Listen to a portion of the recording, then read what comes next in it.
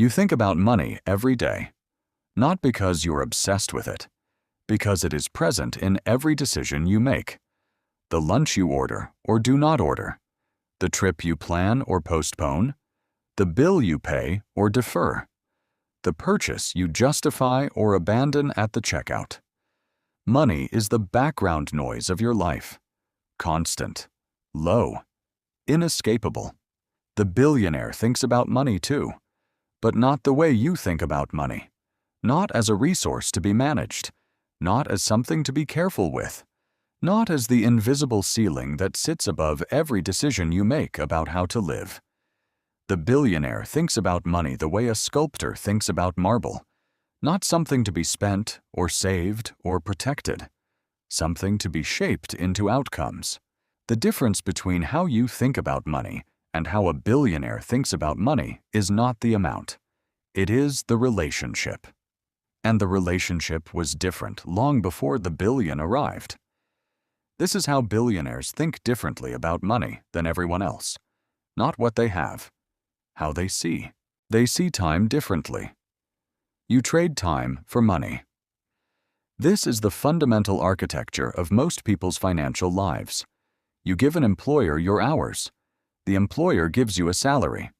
The exchange is direct, visible, and limited by the number of hours in a day. There are 24 hours in a day. You sleep for 8. You have 16 left. Even if you traded every waking hour for money, which you cannot sustainably do, your income has a ceiling defined by your hours multiplied by your rate. The billionaire understood something early that most people never fully internalize. The goal is not to trade time for money more efficiently. The goal is to stop trading time for money entirely. Not immediately, not in the first year, but as the organizing principle behind every financial decision. Warren Buffett does not wake up every morning and trade his hours for a salary. He woke up one morning decades ago and decided he would spend his hours building systems, companies, portfolios, structures that generate money whether he is working or not. The hours he spent building those systems were intense, harder than most people work. But the intent was different. He was not earning. He was engineering. The distinction sounds subtle. It is not subtle. It is the difference between a salary and a fortune. You earn when you work. You build wealth when the thing you built earns while you sleep. Every billionaire on earth made this transition at some point. Not by working less, by working on something different, by choosing to spend their hours building income-generating systems rather than trading those hours directly for income.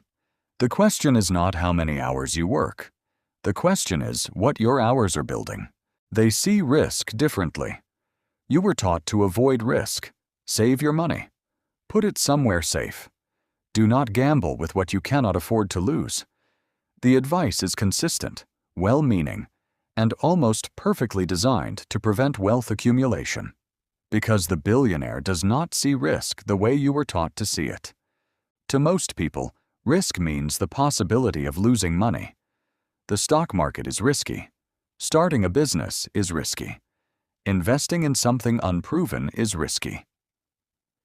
The billionaire agrees with all of this, and then asks a question most people never ask. What is the risk of not doing it? Keeping your money in a savings account feels safe, but inflation is running at 3%. Your savings account pays 1%. Every year you keep the money there, you're losing 2% of its purchasing power. The safe choice is costing you money invisibly and consistently. Starting a business feels risky, but staying in a job that caps your income at your employer's willingness to pay you feels safe, until the layoff email arrives. The safe choice carries risks that are invisible until they are not. The billionaire does not seek risk. The billionaire accounts for the risk of inaction alongside the risk of action. Jeff Bezos calls this the regret minimization framework. When he was deciding whether to leave D.E. Shaw and start Amazon, he asked himself one question: when I am 80 years old, will I regret not having tried? The answer was yes. The risk of not trying, the regret of the unchosen path, was larger than the risk of failure. Most people calculate the risk of action. They rarely calculate the cost of inaction. The billionaire calculates both, and often discovers that the apparently safe path carries more long-term risk than the apparently dangerous one. This is not recklessness. The billionaire does not bet everything on every idea.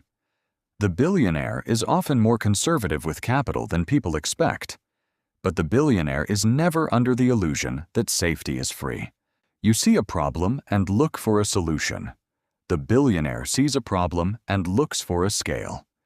This is the distinction that separates someone who solves problems for a living from someone who builds companies that solve problems for millions.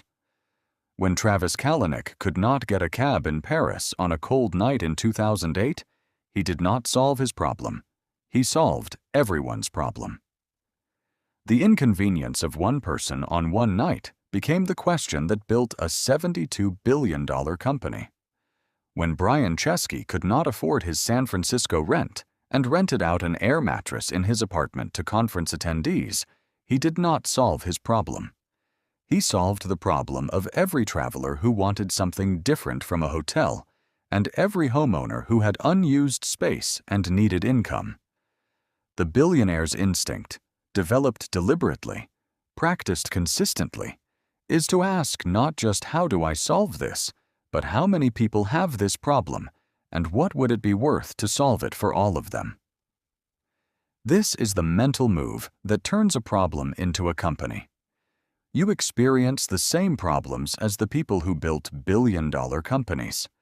The same frustrations with transportation, accommodation, communication, banking, healthcare.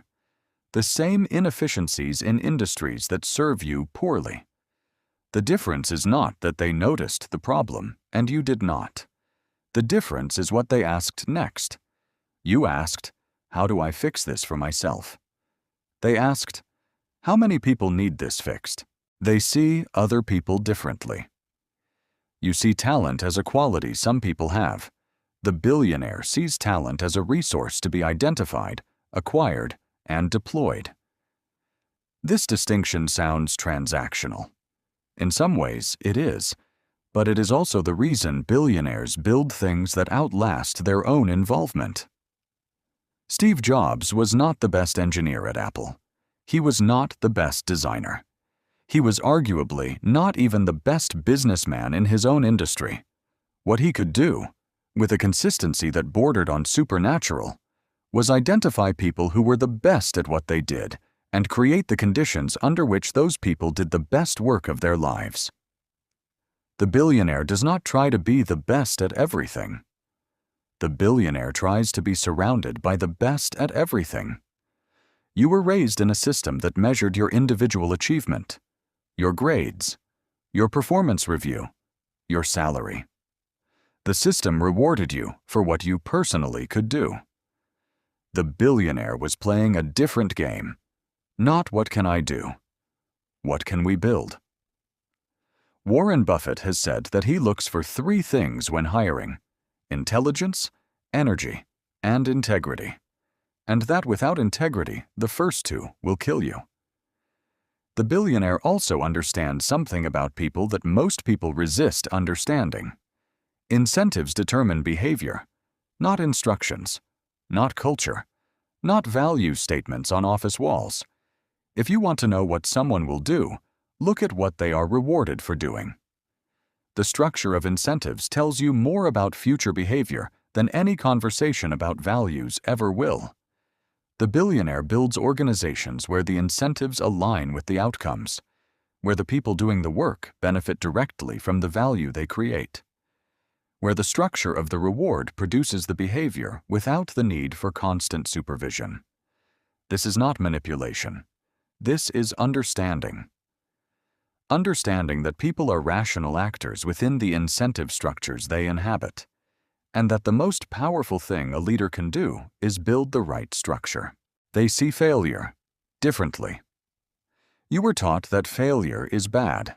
The report card, the performance review, the job you did not get, the deal that fell through, the business that did not work.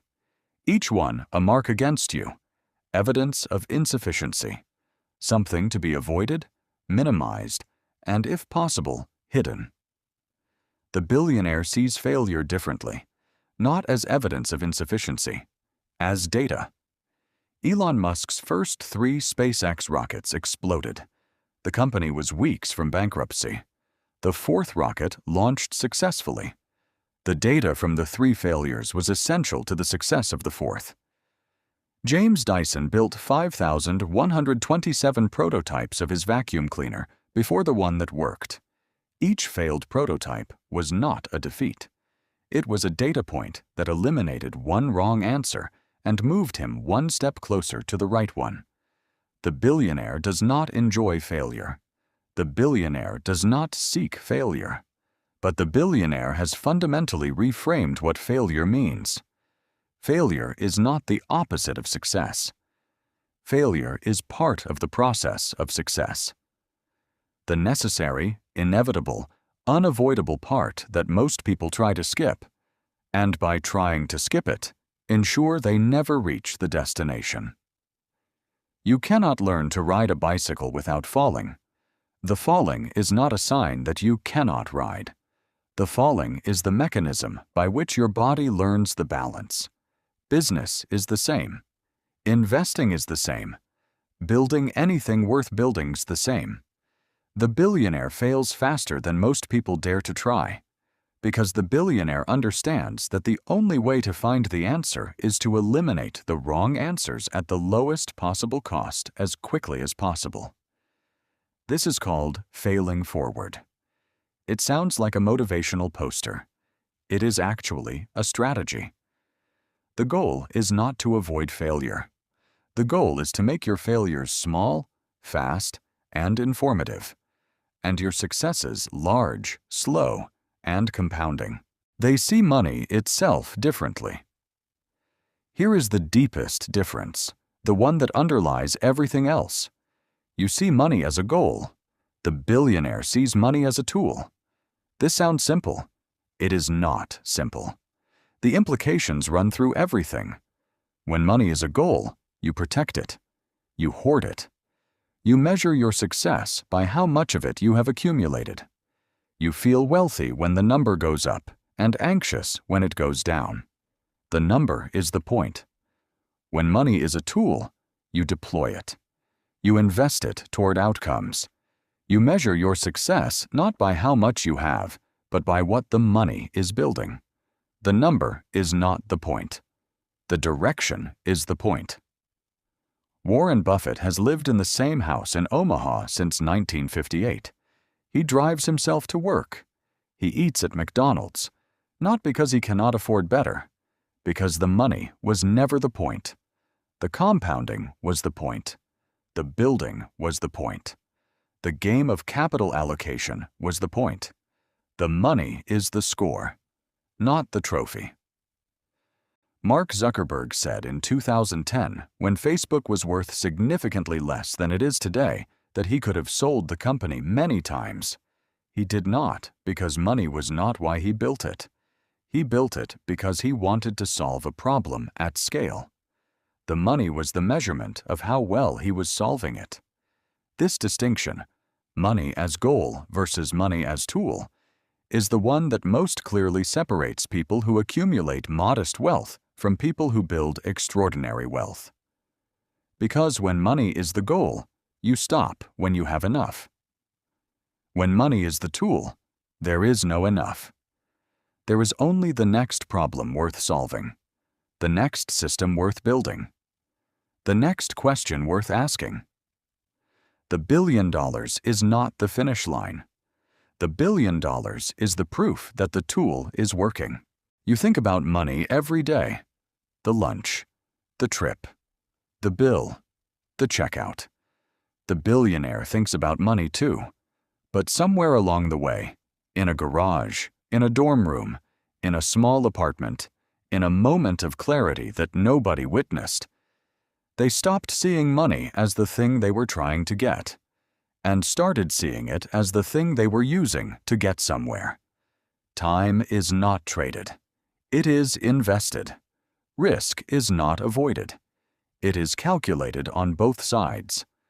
Problems are not solved for one person. They are solved for everyone who has them. People are not managed. They are understood and structured to succeed. Failure is not evidence of insufficiency. It is data on the way to the answer. And money is not the goal. It is the tool. The most important shift is not in the bank account. It is in the question. You have been asking, how do I get more money? The billionaire was asking, what is the most valuable problem I can solve? The money followed the answer. It always does. You already know what problem frustrates you most. You already know what you would build if you believed it was possible. The only question left is whether you're going to start asking the billionaire's question, or keep answering yours.